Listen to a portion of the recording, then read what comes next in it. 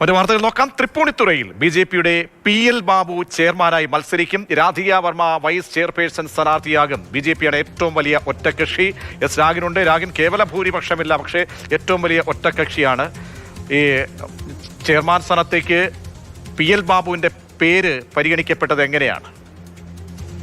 തൃപ്പൂണിത്തുറയിൽ പി.എൽ. ബാബുവിനെയാണ് ഇപ്പോൾ ചെയർമാൻ സ്ഥാനാർത്ഥിയായി ബി.ജെ.പി പ്രഖ്യാപിച്ചിരിക്കുന്നത്. ബി.ജെ.പിയുടെ യോഗം കഴിഞ്ഞ ശേഷം ബി.ജെ.പി പ്രഖ്യാപിച്ചിരിക്കുകയാണ്. അതോടൊപ്പം തന്നെ വൈസ് ചെയർപേഴ്സൺ സ്ഥാനത്തേക്ക് രാധിക വർമ്മയെയുമാണ് നിശ്ചയിച്ചിരിക്കുന്നത്.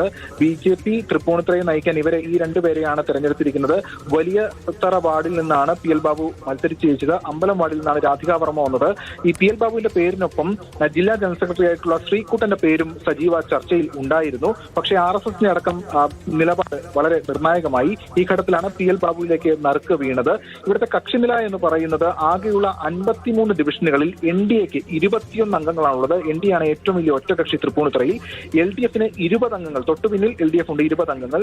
UDFന് 12 അംഗങ്ങളുമാണുള്ളത്. അടുത്ത ദിവസം തെരഞ്ഞെടുപ്പ് നടക്കും.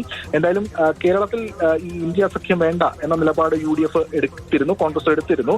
അതുകൂടി ഇവിടെ ചേർത്ത് കാണണം. എന്തായാലും ബി.ജെ.പി കഴിഞ്ഞ തവണ രണ്ടാം കക്ഷിയായിരുന്നു തൃപ്പൂണിത്തുറയിൽ. ഇത്തവണയാണ് ഏറ്റവും വലിയ ഒറ്റകക്ഷിയായി വന്നത്. തൃപ്പൂണിത്തുറയിൽ എറണാകുളം ജില്ലയിൽ ബി.ജെ.പി പിടിക്കുന്ന ഒരു മുനിസിപ്പാലിറ്റി കൂടിയായി തൃപ്പൂണിത്തുറ ആ നിലയിൽ മാറിയിരുന്നു. എന്തായാലും ഇപ്പോൾ ചെയർമാൻ, അതോടൊപ്പം തന്നെ വൈസ് ചെയർപേഴ്സൺ സ്ഥാനം, ഈ രണ്ട് സ്ഥാനങ്ങളിലേക്ക് ഉള്ള ആളുകളെയാണ് ബി.ജെ.പി നിശ്ചയിച്ചിരിക്കുന്നത്.